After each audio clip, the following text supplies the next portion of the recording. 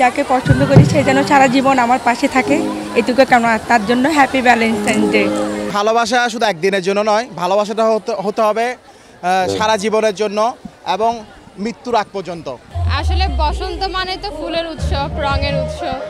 তো যখনই বসন্ত আসে সবসময় এটাই ভাবি যে ফুলের মতো সব কিছু সুন্দর হবে, পবিত্র হবে। তো এটাই প্রত্যাশা যে দেশের যে অবস্থা চলছে তা থেকে আমরা সবাই যেন বের হয়ে আসতে পারি, একটা নতুনভাবে যেন বসন্তকে আমরা বরণ করে নিতে পারি, এটাই। শীতের পরে বসন্ত আসে এবং ঝরে যাওয়া পাতার পরে শাখায় শাখায় নতুন পাতা গজাচ্ছে এবং 1431 বোধন আয়োজিত নিপ্পন পেইন্ট নিবিড় অন্তরতর বসন্ত এলো প্রাণে।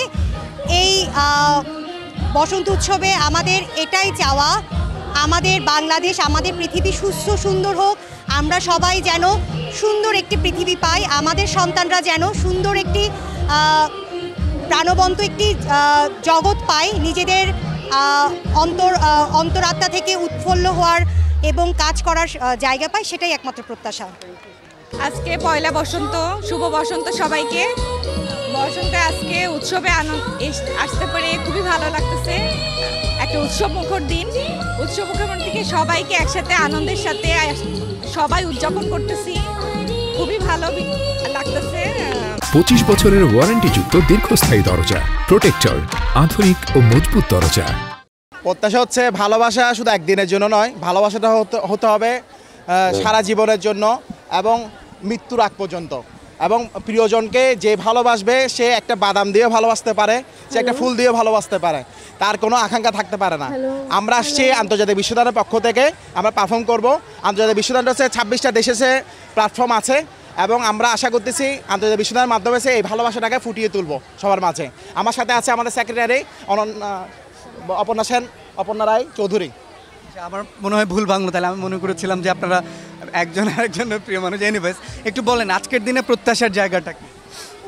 আমার হচ্ছে যে আমি যাকে পছন্দ করি সে যেন সারা জীবন আমার পাশে থাকে, এটুকু কামনা। তার জন্য হ্যাপি ভ্যালেন্টাইন ডে।